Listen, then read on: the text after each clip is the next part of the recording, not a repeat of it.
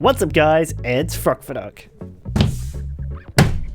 Tablet, a nifty little device used by the elderly and creative people alike. This tablet specifically is an iPad, the device that I would consider to be the genesis of the modern tablet.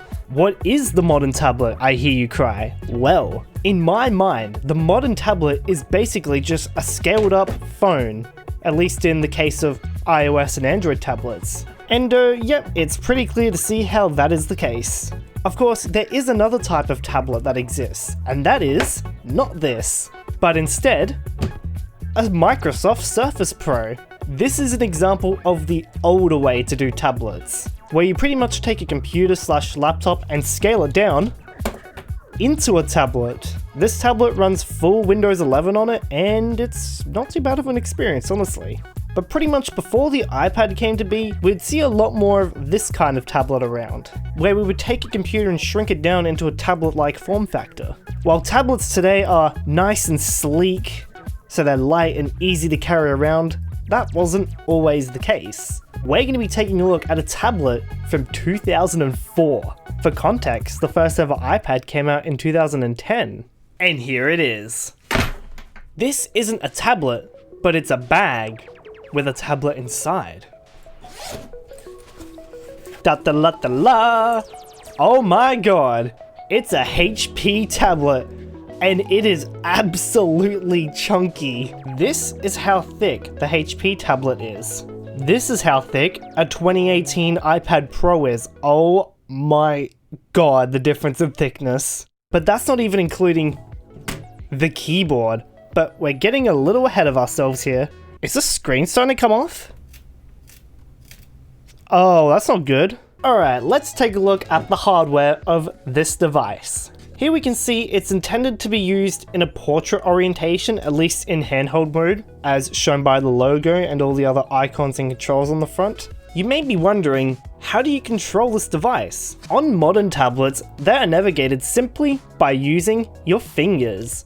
And for some tablets, they may come with a pen accessory to help you draw and do other stuff with it. This HP tablet does not support touch. So how do you interface with it? If we look on the side, we'll see, oh, what's this? Oh, what the?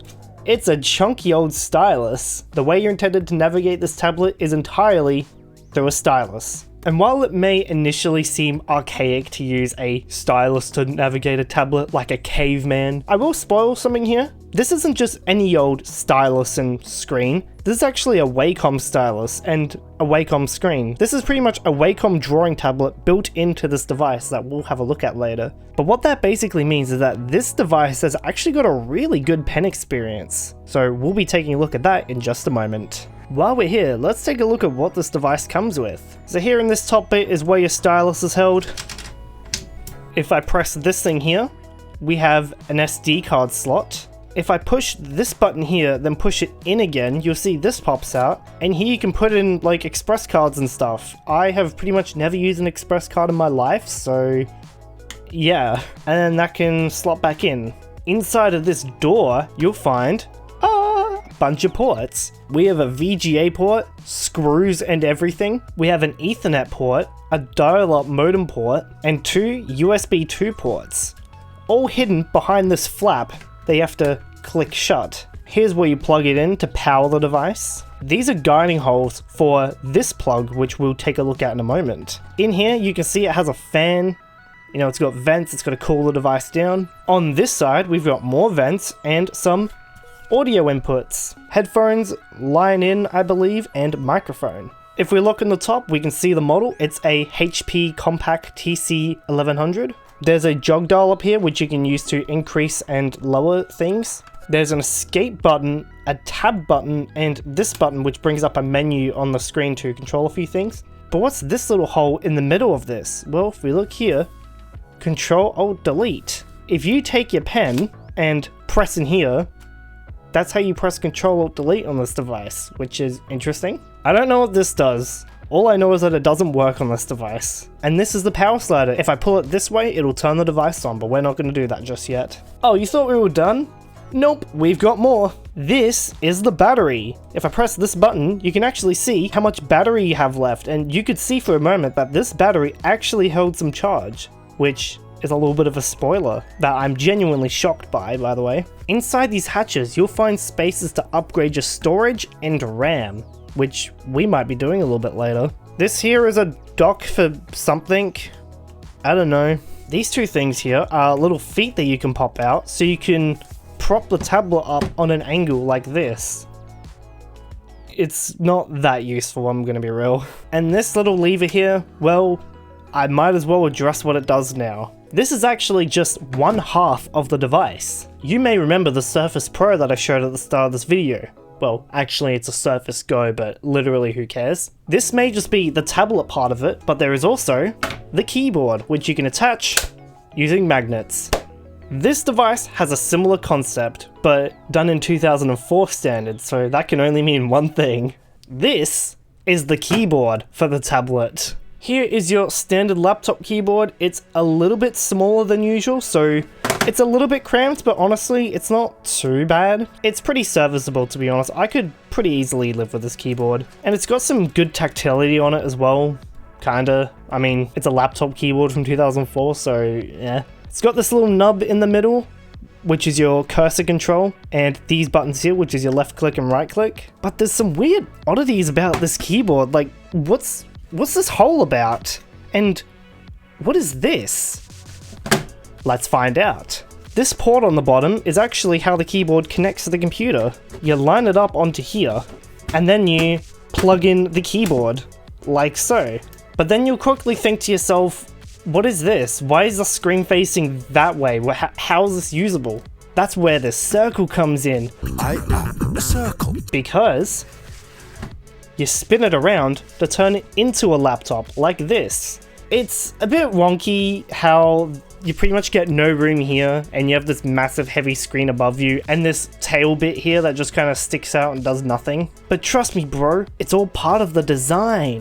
So the laptop tablet hybrid thing doesn't actually fold this way to close. To close it, you have to spin it around like this, and then close it, to basically bring it back to a tablet mode. It's like a modern day 2-in-1, but 2004, so it's heavy and clunky. By default, it'll just kind of clack like that. You have to like hold it down and then pull this to lock it in here. You'll quickly learn that this hole is clearly like a dock port for attaching accessories of some kind, and this square has been cut out of the keyboard to allow that to happen.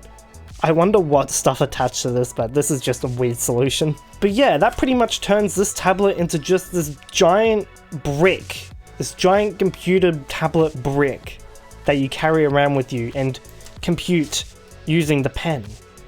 It's fantastic.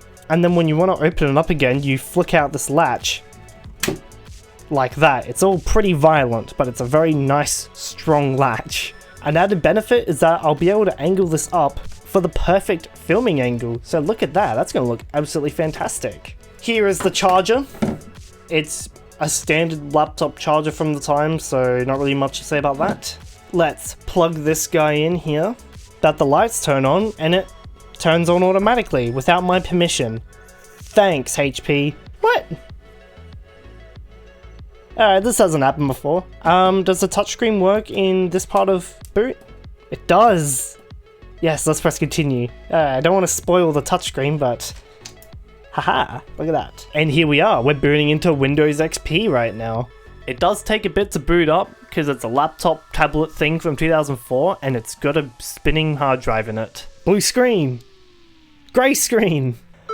Yep, random beep, because laptops they just had to beep at the time. The screen is pretty dim, because it does take a little bit to warm up.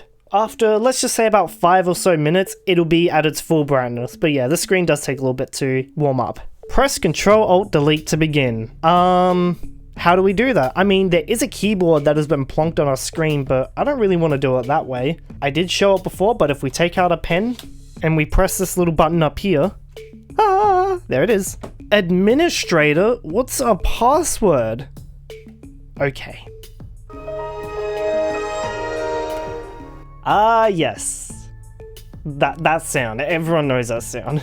And here we are booting up into the Windows XP desktop. Right off the bat, allow me to show you the way you navigate the device. If you hover the pen above the screen, you can see that it moves the cursor around. And it's actually a pretty far distance that you can hold the pen up while it still knows where it is. And you can immediately see that the input latency of the screen is actually really not too bad. Like, of course there's... Okay, now it's lagging. Of course there's a little bit of a delay, but quite frankly, this still feels completely fine. Oh, this is opened for absolutely no reason. But this is actually a good way to show that you can also type by drawing. For example, if I write... Oh. Frokfadoc. Okay, it says Frokfa DLC. Close enough if I scribble this out. No, scribble that out. This worked! I was able to scribble this out. Yeah, I've had times where the writing detection actually worked super well. We'll explore that a little bit more in just a moment. Alright, and to interact with the elements on the screen, you pretty much just tap on the screen with the pen. It acts like a left click. And it works pretty damn well. So you can pretty much take the pen, use this, select it, drag these down. Innovative stuff. Oh, okay, so it's doing this thing, right? The computer actually detects what orientation it's in based off of how you spin this around. So when you spin this around, the laptop goes into horizontal, but when it thinks it's being a tablet, like it thinks it is right now, then it changes the screen to portrait. But if I tap this button here with the pen, you can't do this with your finger, then it brings the orientation back to landscape. I can do this as many times as I want. I can just keep confusing, I'm making it dizzy. But what do these other buttons do? Let's find out. If I tap this guy, it opens up Windows Journal. And this here opens up a notepad of sorts, so you can like write down all your deepest and darkest secrets. So let's add a note title on here.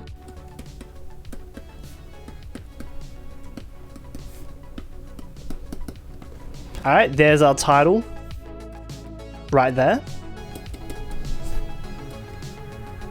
Can I just say, writing on this screen genuinely feels actually really damn good. It's so good in fact that I actually prefer writing on this screen compared to my iPad. I'm not even kidding. Here I've marked up this page with a whole bunch of different pens and highlighters and stuff. I thought I filmed all of this, but actually didn't, but all you need to know is that different pens here, you have like fine chisel, fine point, very fine point. You've got your red marker for marking people's words. For example, if this is unreadable, we need a full stop. And if we got an F on this assignment, and we got a marker for crossing all of it out. It's actually doing a little bit of stroke correction here. If I let go, yeah, it's actually smoothing things out a little bit, which is quite interesting. If we go into pen settings, we can see, oh, there's actually a pressure sensitivity option, which lets you draw very light and then push harder and then back to going light again. Cool stuff. So this here is me writing with pressure sensitivity on. It feels very nice. And like I said, it genuinely feels better than the iPad because of this realistic, rougher texture. I honestly really like the writing experience on here. And just using Windows Journal for a bit to muck around with this, I honestly think it's great. This is honestly a really great, well-made application, especially for 2004 standards. What's this? Selection tool? Oh, what the hell? We can select it all. Actually, that looks really cool. What can we do with this?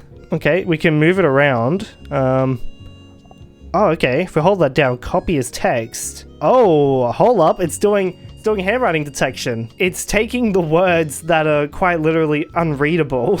It's funny how unreadable is the word that it's chosen here. And it's asking me to pick a word that it actually is. So it says unreadable. It actually is unreadable. So let's change that. That is... Wait, what even is that? This is a sentence. Okay, that's genuinely my fault because I wrote that so poorly. Look, we'll just press copy. Open up. Where's Notepad? My programs. We'll do accessories. There we go. Notepad. Paste. Yes, there we go. Oh, look at that. It's doing the thing. Yeah, yes. It's doing the thing. Let's go. We're still at the start of the video and it's already doing this. Oh, why is it lagging so badly? I've never had to do it this badly before. Copy as text. Look at that. That is perfect. That is Frokfadoc. It got it perfect. So if your handwriting's neat, which quite frankly that's a limitation with all handwriting detection, it's actually got really good handwriting detection. I really applaud this thing, especially for 2004 standards. And honestly, the roughness of the paper and the whole skeuomorphic elements of the app itself with, you know, the realistic pens and highlighters and all that kind of stuff, it's a really good experience using this. It's got a really nice tactile feel to it. And also, no, it's not that. It's 2024. It's not 2003. But while we got the pen out, let's take a look at another thing that's pretty useful to use with the pen. Go to accessories. Microsoft Paint. Let's go. I will say the one problem with this is that it wobbles quite a bit when you go to use it. And also if I push too hard, it just closes. So yeah, it is sort of hard to lock it into position to really get it to just not close every time you try and use it. Yeah, it's not the best. But if you were to maybe take it off of the stand and put it on a drafting board, then maybe it's fine, but at that point, just draw something with paper. Either way, we don't need that. I could just hold the side like a caveman. Alright, let's try drawing something here.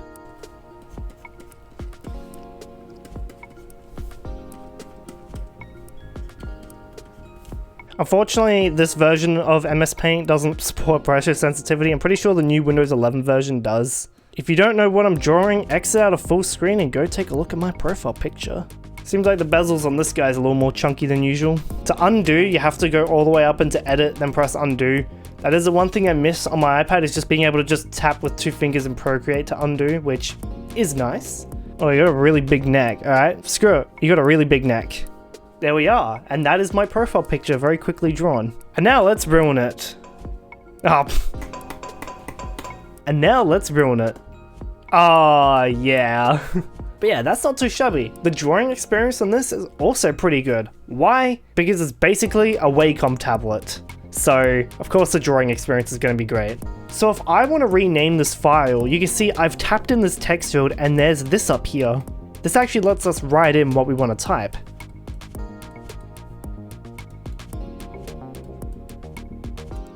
Look at that, Frogfadoc, it got it. Frogfadoc.png, that's pretty damn good. Literally nothing, even today, recognizes Frogfadoc as a word, because it quite literally isn't a word. Double tapping on here isn't fantastic because it sometimes recognizes it as a click and drag, which isn't the best. You do kind of have to push a little bit in the screen, you can't just kind of rest the tap on there. Yeah, see if I do that, it's not doing anything. This was my first attempt at drawing the profile picture. I forgot where the brush tool was, so I was drawing it with the pencil tool the whole time. So that one doesn't look fantastic. This is my second attempt when I got a bit more used to it, and that's the one I just did now. As for which one is the closest, this is what my profile picture actually looks like. And I'm going to be real with you for a moment, the colors on this display look pretty damn good as well. The viewing angles are complete crap, as you can see, but the colors are not too bad, especially for a screen from 2004. I don't mind these colors. They're probably not very accurate. To my naked eye, they look okay. You know, why don't we get a little bit of a comparison? Here's the color difference between the two. The iPad screen is definitely a lot more accurate in the purple hues. But yeah, honestly, this screen's doing a pretty damn good job. But of course the iPad's got a better screen on it. What if we drew with something a little more advanced? I actually installed Adobe Photoshop CS2 on here.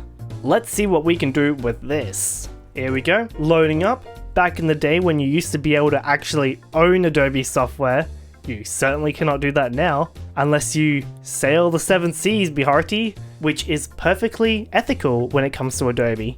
But for real, I technically do own a copy of Adobe Photoshop CS2. I just so happened to find a disc literally in a bin one day, so I technically do own Photoshop CS2, but who cares? Alright, let's make a new document. Let's go new. I don't know what we should do. We'll just do 1024 by 768, that should be fine.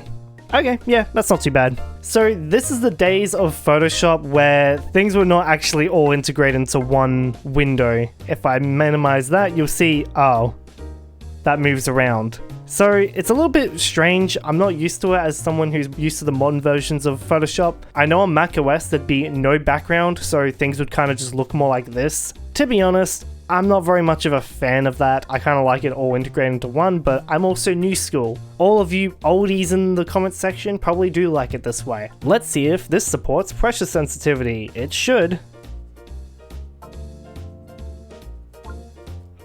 I don't think it is. Yeah, I don't think it's supporting pressure sensitivity. Is there any way to get pressure sensitivity working on here? Because I have got zero idea. Okay, let's just make a new layer. Okay, new layer. So this is definitely a lot like modern Photoshop. Why don't we make a nice little drawing of me, well, doing what I do with modern Adobe software.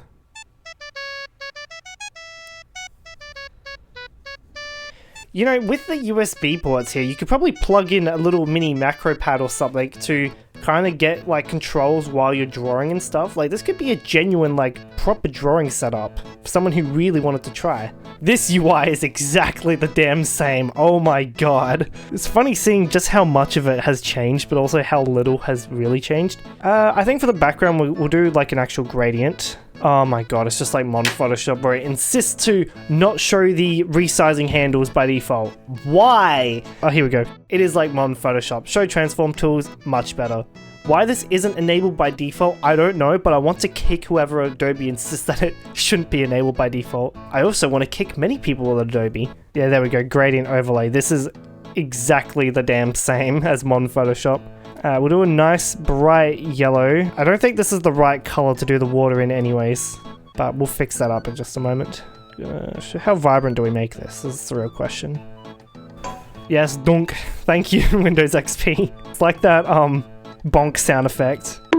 This really isn't going to go the way I want it to, but I'm really just going to wing it here. Do we want a linear gradient like that? Probably not. Angle. That's like a modern style wallpaper. I forget what water looks like during the sunset. Let's make a new layer, and now we're going to make the vessel.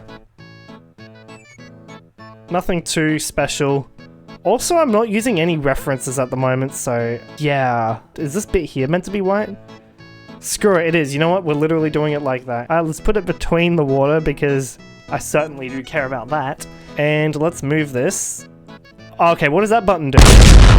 It opens up the Photoshop website. Why?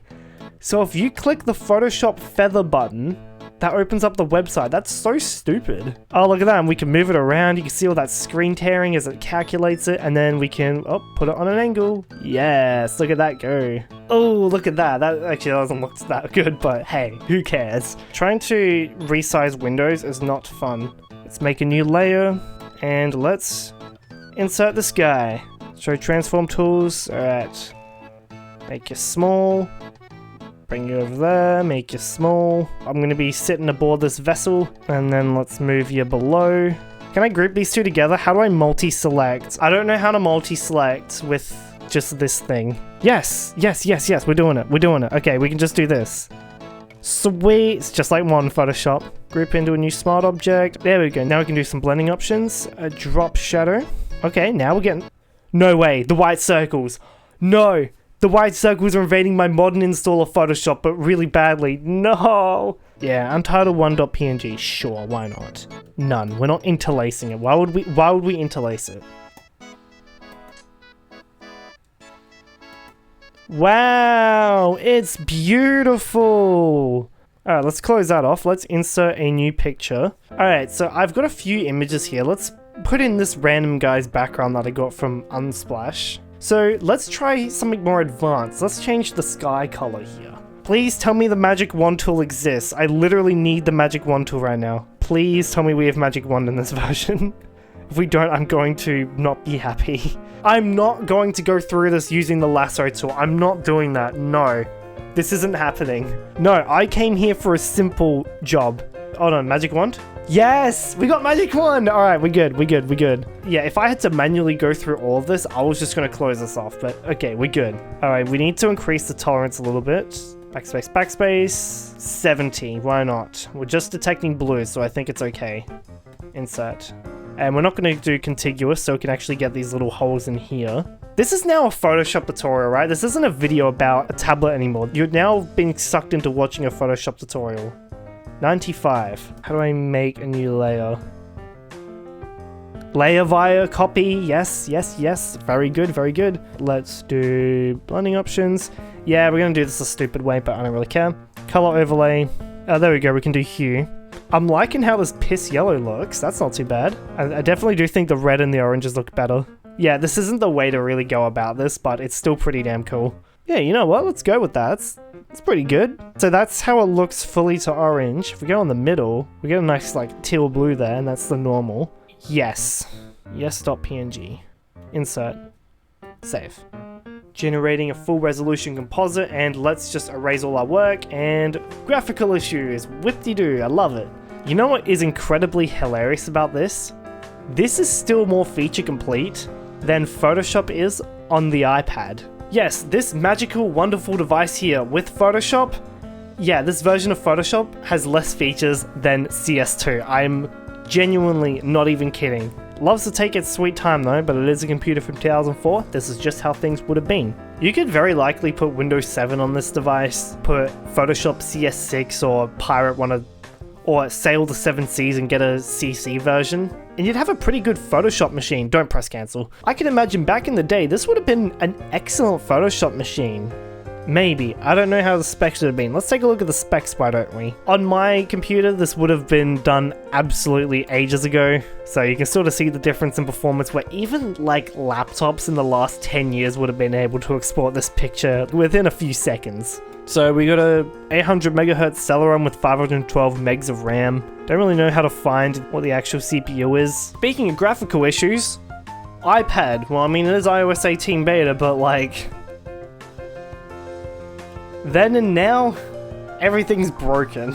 For real though, I hate software, but I like hardware. I'm not a software fan one bit.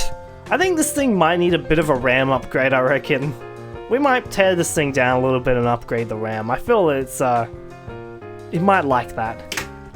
It's not responding, yay! While you're not responding, let's take a look at some RAM. Alright, here's all my DDR2 RAM, because this is very likely going to be DDR2. Got a lot of 512 meg sticks. This one here is 2 gigabytes. Could you imagine this thing running with 2 gigs of RAM? That image fully baked in the oven for God knows how long. And let's see, yes! Yes.png, that looks pretty damn good. Let's zoom in a little bit. Yeah, it's not quick, I'm just gonna say that much. It's really not quick. But yeah, I don't really see any obvious like blue marks here, so not too bad. I think this did pretty well. Yeah, I'm really glad that Windows isn't like this anymore, where it just like, yeah, at least when you like press end now, it actually like properly kills the program. In XP days, it would just sit here indefinitely. Even if you wanted the task manager, you just click end now, end now, end now, it just wouldn't do it. While that's doing that, let's test its battery power. Look at that. It's struggling on battery power. I think the fact that this thing is able to run on its battery 20 years later, this is a 20-year-old tablet, and the battery is still working just fine. Look at that. But I think the battery life is a lot shorter than usual because it has degraded quite a bit. This is what computing was like back in the day. A little square, another square. I think it's closed, but it's just trying to render it. Another one. It's closed! It's done it! Yes! It's finally done it! That was how many minutes to close Photoshop? I love computing from the 2000s. Alright, let's shut this computer down and let's chuck some more RAM in this guy, if it supports it. And it's doing that thing where it goes black and white. I love it. I always wonder why they made the screen go black and white when you're shutting down Windows XP, but I always thought it was really ominous back in the day. To assist us in this RAM upgrade, we're going to be using the silicone mat. Luckily enough, these are all Phillips head screws. We're missing one here. These are Torx screws, so that's a bit cringe, but that's fine because we're just unscrewing these for now. Alright, under here, I believe, is where the RAM is. And it's only one slot of RAM, I believe. Here we go. Doesn't say how much RAM this is. 256. Oh, so the RAM's being used because it's warm. Maybe this guy here, 512 megs. Maybe there's more RAM soldered in because that's saying 256. So we could at least get 700 and something megs. That'll be good. 768, I think, if my math's correct. Just a flex. No power adapter, and it's turning on. Windows XP. I love that the battery still works, but we're going to plug it in because I don't think it lasts very long. And yeah, just using it as a tablet without the keyboard feels great. Honestly, I like this. It feels like the future while also feeling retro at the same time. So there was 256 gig built in. Alright, we're at 768 megs of RAM. You enjoying your new RAM? You happy? Alright, now that we've got some extra RAM put into this guy, well, what can we do with this extra RAM? What's something you can do on a computer that's very RAM intensive nowadays? Oh, I know! What about web browsing? The modern web is insanely bloated and is really not made for machines like these, but we're going to be getting this guy online and we're going to see its online performance in 2024, 20 years after it was made. It's definitely not 5:36 PM. Oh, it's gone back to 2003, so we will have to change the date because I've had many times where I've tried to go online and the browsers complain about the date being wrong, so we will have to change that. Turn around, please. Now, this thing does actually support wireless networking. If I press this button up here, you'll see, we've got a bunch of different options here. We can mute the computer, change the brightness, turn wireless on. Don't really know what internal only means. Internal and what? Got the volume, power control, portrait primary, landscape primary, tablet PC settings, all this just good little stuff in here. I can turn wireless on and connect it to a modern wireless network. It works, but the problem is, for whatever reason, when I do this, it will eventually blue screen the computer. If not immediately, then a few minutes into using it. And then when the computer restarts on the blue screen, it blue screens again. So it goes in a blue screen loop until it lets me get into the operating system enough to let me disable wireless. So I don't know what's going on with wireless, but it keeps blue screening my computer. At least we'll be able to go online with an Ethernet cable, so that'll work. In terms of our browser choice, we do have Internet Explorer, but quite frankly, we're not really going to be able to do much with that. If you want to see me trying to use Internet Explorer in 2024, you can check out my netbook video that I recently uploaded. But instead, we're going to be using Supermium, which is a cut down modern version of Google Chrome, which will let us go online. So let's open that up. I mean, it's still a modern version of Chrome, so it's still going to be a little bit sluggish, but it's at least usable, and you can at least view modern web pages on this thing. Ah, look at that Supermium logo, and yeah, you can pretty much see it's modern Chrome. It would probably be better with some adblock extensions, but that will also take up a considerable amount of RAM, so we can go anywhere we want now onto the internet. So let's go to google.com. That's google.com. If I fix that up a little bit, no, it's goose.com. This is not even correct. Alright, scribble that out. Google.com.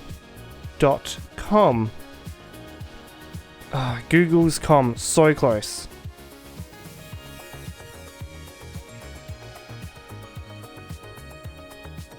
Actually, we can do that. Google.com, okay. Oh, so close. So close. That's okay, we can backspace that. And now we are heading to google.com.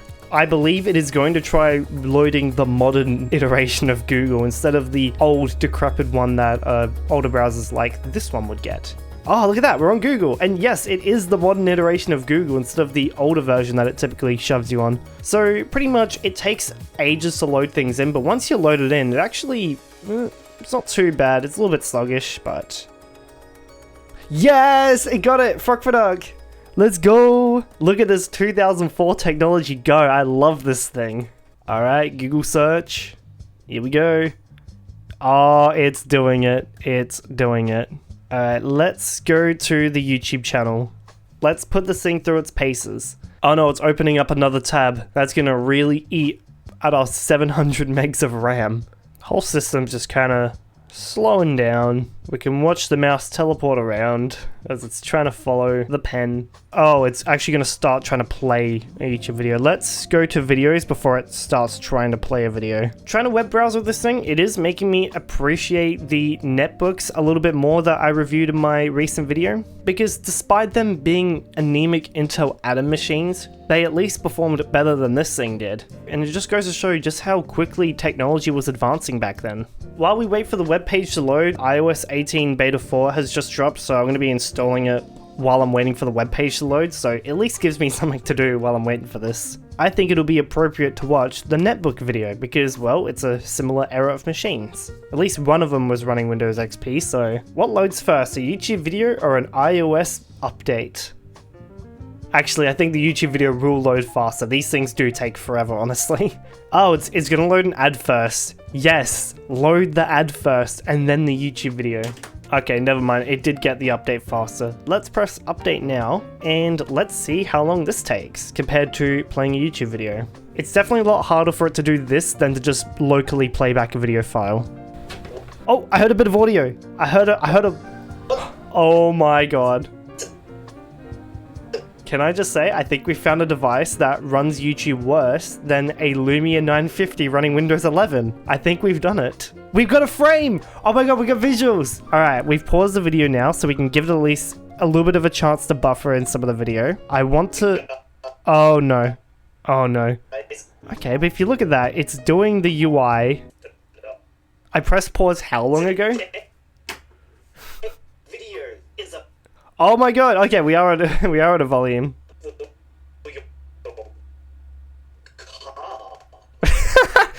A thing for your car. It's so slow. Wait, what? Wait, what? A thing for my car? Wait, this isn't the... What is it playing? Wait, why is it playing the car thing video? We're on the netbook video. How is this possible? Is it still playing the tab that we closed? Are you serious? We've heard this already. What the hell is it doing? That's the second time it said it's a thing for your car. This isn't the right video. I can't really get any more. What the hell is this thing doing? We closed the tab. The tab's been closed. For how long now? How is it playing the video? No, the video's closed. Because, well, that's exactly what it is. The Spotify car thing. No, we closed the Spotify car thing video. We're on the netbook video. How's it playing the car thing video still? We closed the tab. Okay, I think we need a little bit of an intervention here. Let's turn this guy around. We're getting serious now. I got this off of eBay. Okay, stop playing the video, please. Alright, stop. Alright, we're gonna copy this URL. We're gonna paste it. We're gonna reopen Supermium and just paste this link straight in. I am spamming Control-C. Stop playing the video. Stop. Okay. Okay. Alright. What the hell was that? How was it doing that? We closed the tab. I love waiting. Alright, I'm gonna pause this and start playing it. We've been recording for 30 minutes and we haven't even loaded a YouTube video properly. You can see the grey buffering. You can see the elements of the web page coming in. You can see the UI disappearing. Surely, with just one YouTube video playing, this thing will be able to perform at least somewhat better? What angle is this device sitting at right now? We're sitting at a 38-degree angle. Oh yeah, hold on. The camera bump really makes the level app kind of useless on these phones, doesn't it? Let's go... Ooh. We're sitting at 36. Look at that. The camera bump's being useful. It's holding up the phone. Wow, look at that. Amazing. Bam. Now it's red. But then if we go this way, ooh, we enter a different dimension. Now that's red. If we do that, and then go like that, ooh, look at all those fancy shapes that we can make. This is like some abstract art. We're reloading this page. That's right, all the progress, down the drain. Try again, do better. I'm bored. I'm really bored. Wow, it's garbage, just like the YouTube viewing experience on here. What the hell is this? Oh my god, it's doing something. It's doing something! It's just going through so much ad, no! But that 6 seconds is going to oh, never mind. Okay, no ad, no ad. Damn, looking at the iOS 18 beta 4 change list, it's a whole heap of nothing. It's, okay, the hands are moving.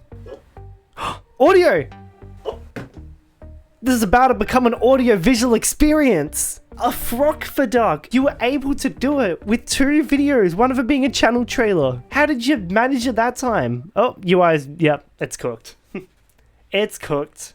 Again, the hands are moving, but nothing's happening. We've been here for, oh my god, it's literally been an extra 20 minutes since I've lost. Wow, my day's just disappearing on me waiting for this thing to load. I'm giving you until like 2:25, 2:30 to load. If you don't start playing the video, you're done. You are done. I'm bored.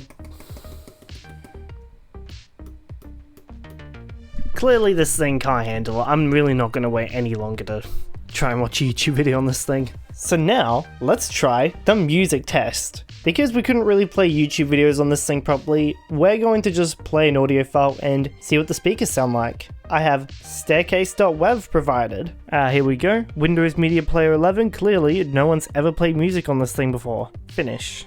Hold up, are we gonna have the fancy effects? The waveform effects? I absolutely love that on Windows XP. Oh, what? I now have staircase.mp3 placed onto this computer, so now let's give this a shot. Here we go. Oh, look at those effects. Surely I just make a music video for this song and make it this. Oh, what's going on here? There is absolutely no bass to this audio at all, but these visuals look absolutely incredible. Oh yeah. Oh, look at that. Oh, that is sick. Oh, I remember this stuff so much when I was younger. They need to do more stuff like this. This stuff is so cool. I miss having these visualizers in Windows. These are incredible. Although sometimes it doesn't entirely match with the music, it's still cool regardless. Oh, you got some of the beats going. Battery. Whoa, oh, check these out. Dance of the Freaky Circles? What? What does that look like? Damn, those are some freaky circles in that font specifically. This is literally just early seasons of Doctor Who. There's so many effects. There's actually so many different effects. Oh, this one's cool. I would like to see some like high resolution modern adaptations of this stuff. This is sweet. What does Chemical Nova look like? Oh, okay, this one's sweet. This one's awesome. This one's my favorite by far. The colors on this one are fantastic. It's honestly pretty interesting taking a look at this tablet to see what sort of things people put up with back in the day and just sort of where tablets came from. Because if we look at tablets today, they are absolutely nothing like these giant behemoths of past. Except for, well, potentially the Microsoft Surface Pro, which is probably the closest thing we've got to this. Both of these devices share some striking similarities. We've got the different pens. Now the HP has actually got floating pen support, while my iPad here, well, doesn't. The new iPads do, but this one doesn't, so where you lose a point. Another difference being that the iPad can be controlled with touch while this one can't. You specifically need to have the pen for this, and it's still very much a desktop-like interface. It really is interesting when you look at the differences between these two. One is a tablet that's trying to be a pro laptop, and one is a laptop that's really trying to be a tablet. They're kind of two separate things from the opposite end trying to be like each other, and both have some serious compromises. This thing is still bulky and it's got all the downsides of a laptop from 2004.